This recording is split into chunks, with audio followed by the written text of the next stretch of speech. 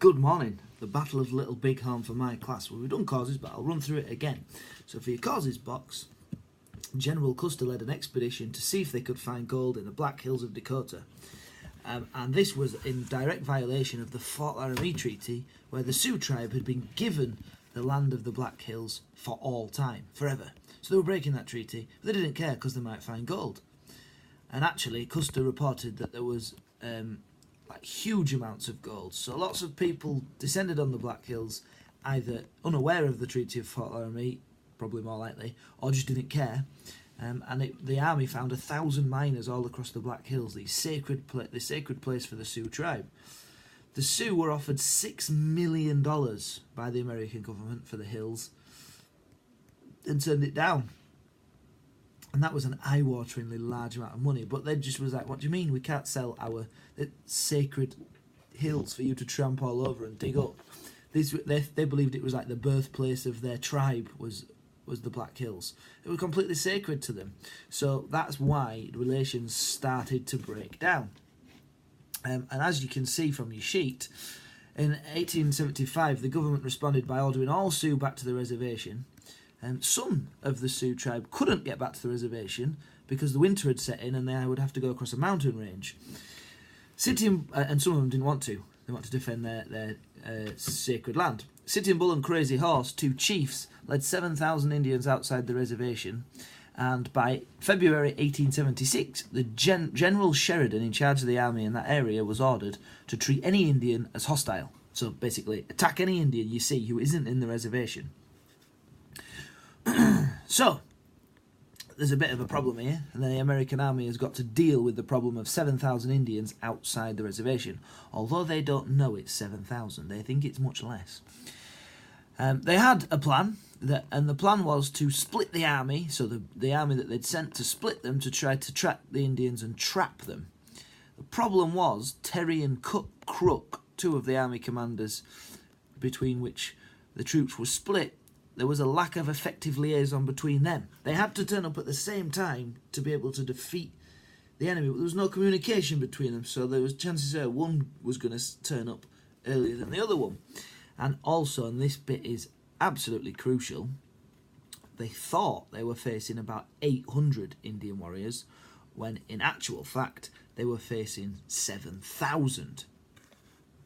So, if we go on to the next section,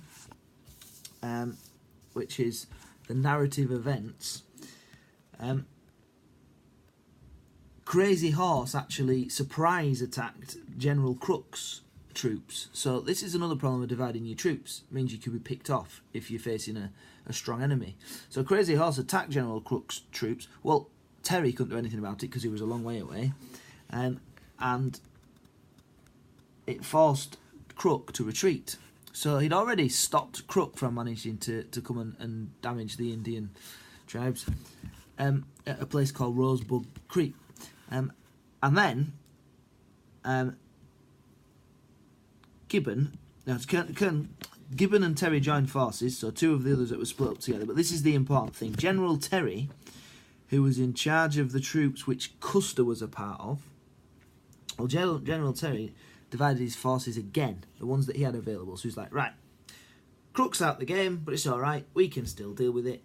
I've got all these troops here. I'm going to split them up because their main thought was not to let the Indians get away. That'd always been their concern before.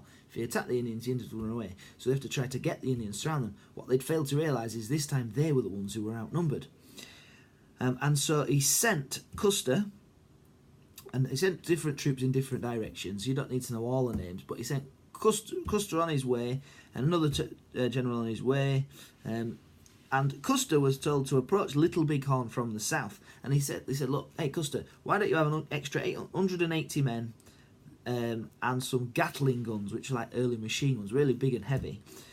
Custer refused them, presumably because he wanted to go fast rather than go powerful, and because he was overconfident, massively overconfident. So off he went, and Custer disobeyed orders. He marched his men through the night, marched them really hard, because he wanted to be there first to get all the glory. He wasn't thinking, well, I better get there at the same time as my allies, because we could be in trouble here. he was so overconfident, he thought, well, if I get there first, I'll get the glory of defeating the Indians. And so when he gets there, the scouts come back to him. So he'd send out scouts to go and check the lay of the land. The scouts come back to him and, look, there's a lot of them here. Custer was dismissive of it. Nah, we're still going to attack. He wanted a glorious victory. The scout even said, one scout said, if we go in there, we will never come out. Custer ignored it. He was like, it won't be a problem. And so what did Custer do? Well, with the forces that he had, he also then split his force. He was like, right, I've got the Indians here. We'll split them into 3 groups, stop them escaping. And when the attack starts, so he put Reno in charge of one group, Benteen in charge of another group, and he went to lead the biggest group to try to attack the Indian camp. But the groups led by Reno and Benteen, well, they got surrounded and attacked. They ended up having to come together to protect themselves. They were surrounded all day and attacked by the Indians.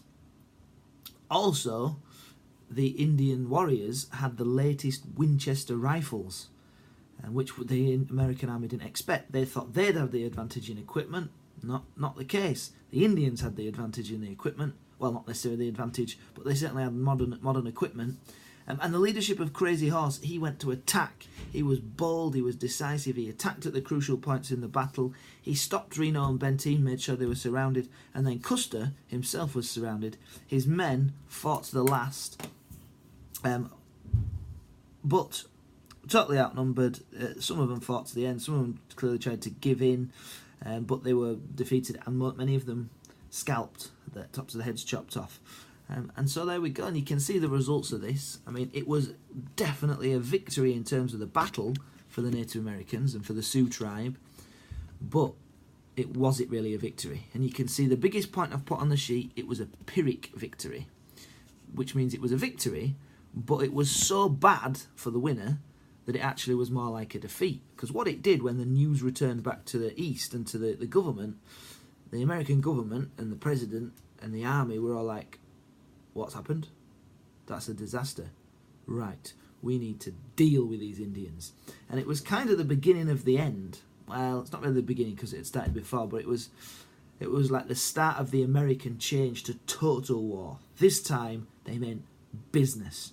So it did lead ultimately to the destruction of the Native American way of life, even though it was a victory. And there you go, the Battle of Little Bighorn.